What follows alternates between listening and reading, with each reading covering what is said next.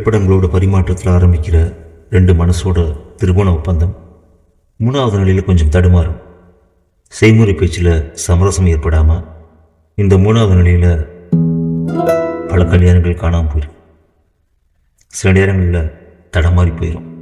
காரணம் அந்த செய்முறை பேச்சு. இந்த கதையை நிறைய பேர் தெரிஞ்சிருக்கோம், நிறையா கல்யாணங்கள் பார்த்துருப்போம்ல. இந்த கதைகளையும் இப்போ அந்த ரெண்டு மனசும் 3வது நிலையில் காத்திருக்கு.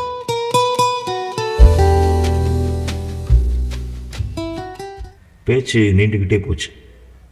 அவங்க பேசுகிறது 2 நிலையை கடந்த அந்த 2 மனசுக்கும் கேட்க போகிறதில்ல. அவன் அங்கே தான் உட்காந்துருந்தான். அவனுக்கு எதிரில் கொஞ்சம் தள்ளி அவள் நின்றுக்கிட்டு இருந்தான்.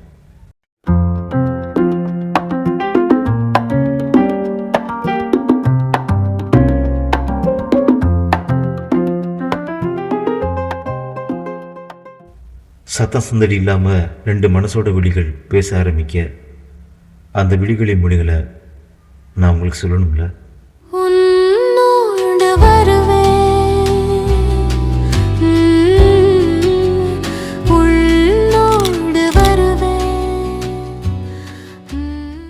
அவனும் நோக்கினான், அவளும் நோக்கினாள். செய்முறை பேச்சு போயே போச்சு.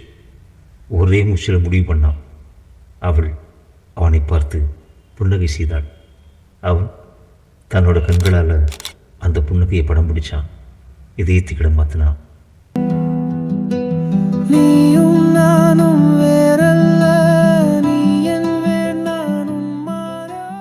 உன்னை கண்ட இந்த நொடி முதல் நீ வேறல்ல, நான் வேறல்ல.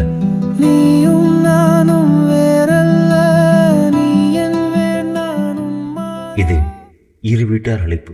கடவுள் தந்தவரமே. பொண்ணும் பொருளும் எதற்கு? உனது இந்த புன்னகையோடு வா.